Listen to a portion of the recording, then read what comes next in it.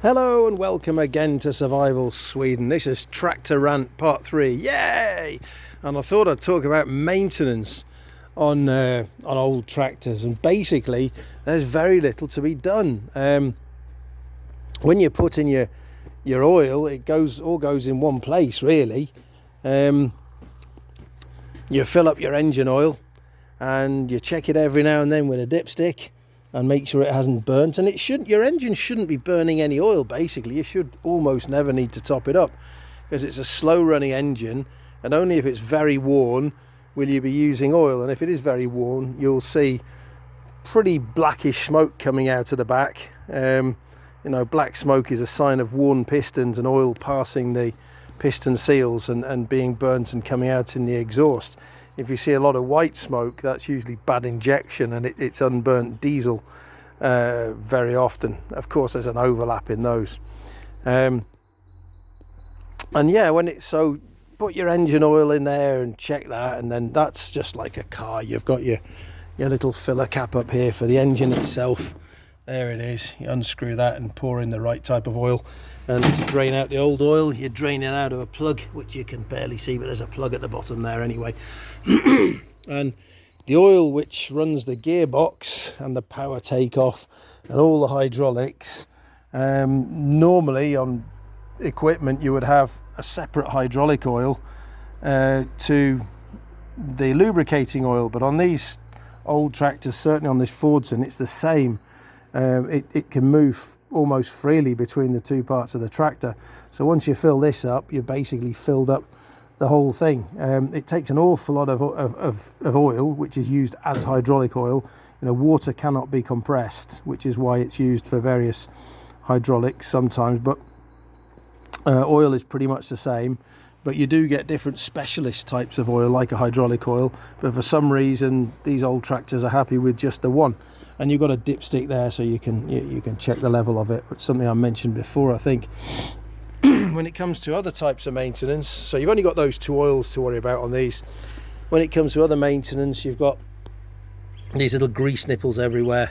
So there's nothing specialist about them. You put your little grease gun on, pop it on, pump the grease in there once every often enough, and the old beasts are happy and they just keep on going. And a little note about tyres. Now, what the law says for most tests for cars every year is, even when you've got splits and cracks like this in many or most countries, it's actually okay unless you can see the wire or the wire is protruding.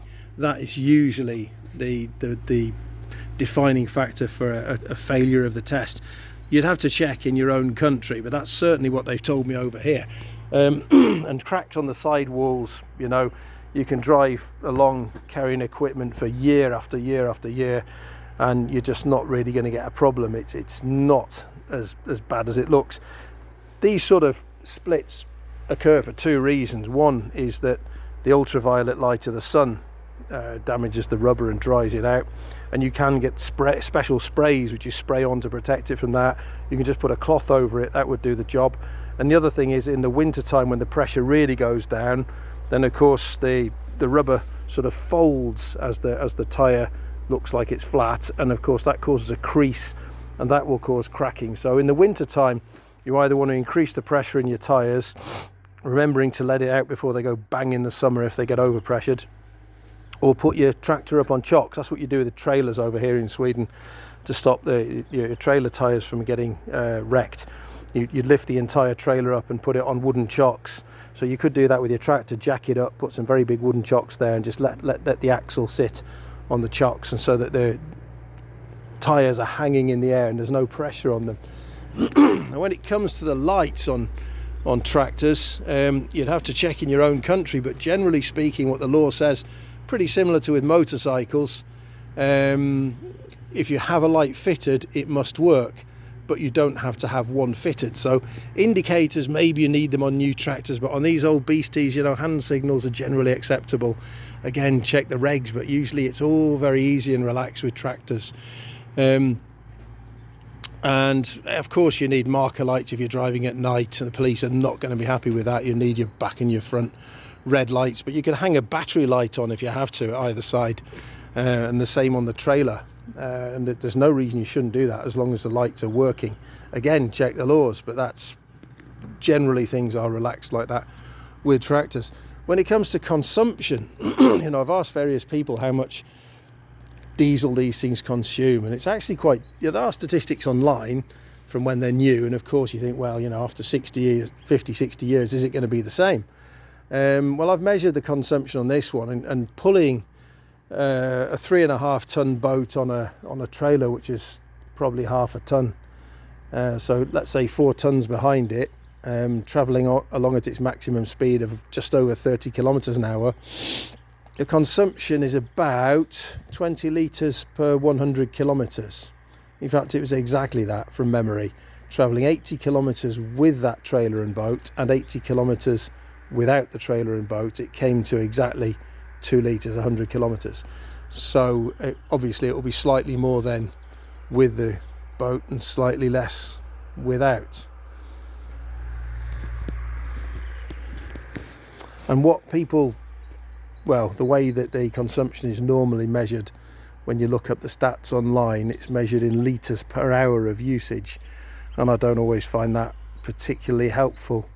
I did calculate the use per unit of distance for this one, and I might be wrong now, but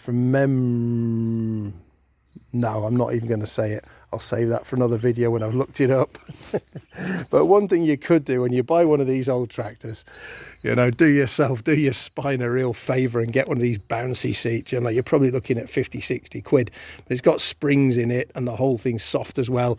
And when you sit in it, you don't get all the squelchy foam full of water just leaking the water out onto the back of your pants, and you get cold and wet and feel awful.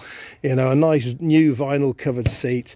The water just runs off it if it gets any on, and mud just cleans off it easily, and it's got suspension built in, you know, and it really, that helps your body out an awful lot, because these things, you know, there's no suspension. This is just a solid axle straight onto the wheels, and you know, they bounce about and they rock, and they don't do your back any good.